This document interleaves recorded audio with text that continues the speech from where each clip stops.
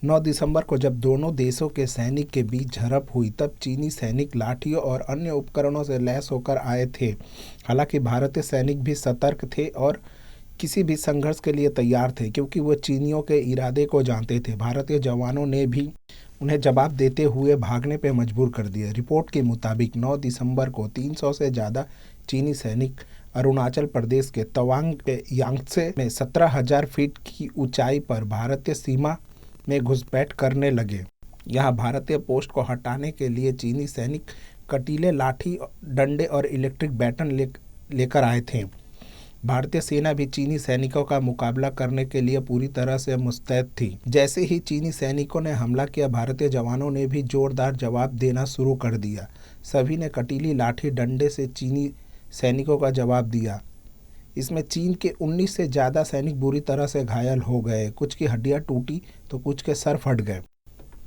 जवाबी हमले के बाद भारतीय अफसरों ने तुरंत हस्तक्षेप किया और चीनी सैनिक अपने लोकेशन पर वापस चले गए। 11 दिसंबर को दोनों देश के लोकल कमांडर ने शांति व्यवस्था बहाल करने के लिए फ्लैग मीटिंग की और घटना के बारे में चर्चा की। दोनों देशों में सीमा पर शांति व्यवस्था कायम रखने पर सहमति दी। भारत के कूटनीतिक तौर पर भी इस मुद्दे को चीन के सामने उठाया। सूत्रों से मिली जानकारी के मुताबिक जब चीनी सैनिकों ने वास्तविक नियंत्रण रेखा पर यथास्थिति को बदलने का प्रयास किया तो जम्मू और कश्मीर राइफल, जाट रेजिमेंट और सिख लाइट इन्फेंट्री सहित 3 अलग अलग बटालियन से संबंधित सैनिकों ने उनका मुकाबला किया और उन्हें खदेड़ा। रिपोर्ट के अनुसार कई चीनी सैनिकों के हाथ और पैर की हड्डियां भी टूटी हैं। कईयों के सिर फट गए हैं। लाठी और अन्य हथियारों से लैस होकर आए थे चीनी सैनिक।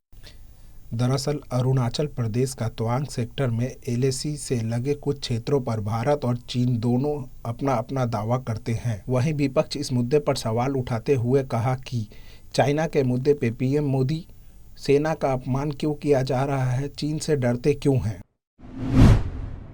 हम देश की संप्रभुता, देश की सीमाओं के बारे में चिंतित हैं।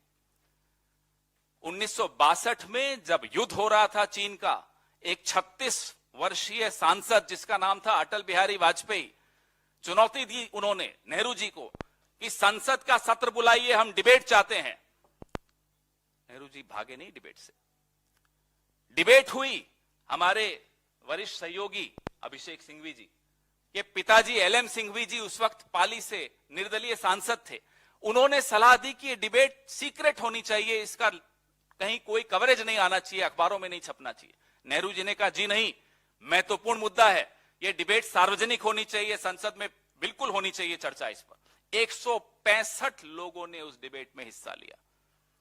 हमारे अपने सांसद महावीर प्रसाद जी, उन्होंने भी निंदा की उस वक्त। नेहरू जी ने सुनी। ये सरकार सवाल पूछ लो तो हम पर सवाल निशान, प्रश्न चिन्ह लगाते हैं हमारे पर।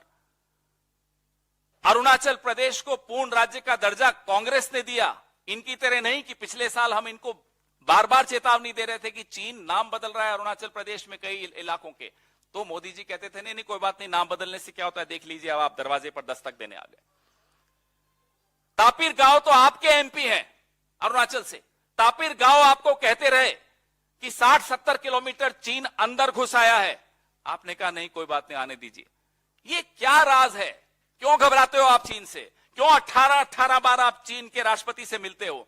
क्यों आप लाल शॉल ओढ़ के उनके आगे झुककर उनको सलाम करते हो? हम ये सवाल आपसे आज पूछना चाहते हैं। हम पूछना नहीं चाहते थे पहले, लेकिन आपके रवैया देखकर संसद में भी और संसद के बाहर भी आपका रवैया देखकर हम मजबूर होकर ये पूछ रहे हैं कि मजबूरी आपकी क्या है?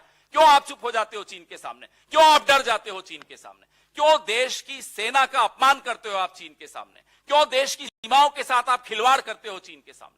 ये सवाल हम पूछेंगे और बार बार पूछेंगे।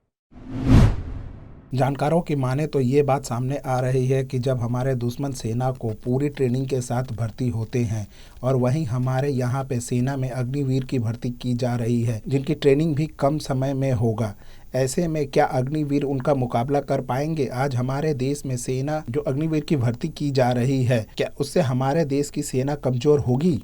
देश में पहले से जो सिस्टम आर्मी के भर्ती के लिए है, जिस सिस्टम से तैयार हुए जवान आज चाइना को पीछे हटने पर मजबूर कर दिए हैं। साथ ही साथ न जाने कितने सारे जीत दिलाए हमारे देश के बहादुर सेनाओं ने।